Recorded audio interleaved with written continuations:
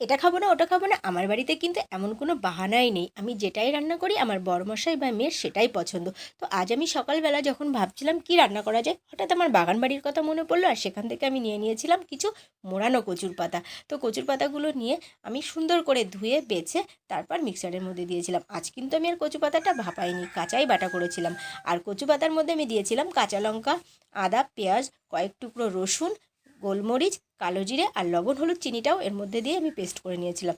তারপর আমি মিক্সারে সুন্দর করে পেস্ট করে নিয়েছিলাম। আর এদিকে আমি ততক্ষণে গ্যাসে বসিয়ে দিয়েছিলাম কড়াইটা ভালো করে তাতিয়ে তার মধ্যে কাঁচা সর্ষের তেল দিয়েছিলাম। আর সর্ষের তেলটা গরম হয়ে গেলে তার মধ্যে আমি পেস্ট করা কচুর পাতাটা দিয়ে দিয়েছিলাম।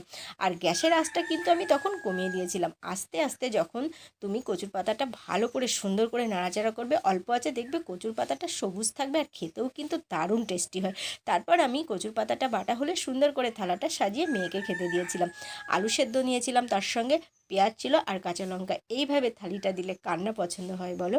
আর সাধারণ থেকে অসাধারণ খাবার এইভাবে পরিবেশন কার কার ভালো লাগে কমেন্ট করে জানিও। একদম ঘরোয়া।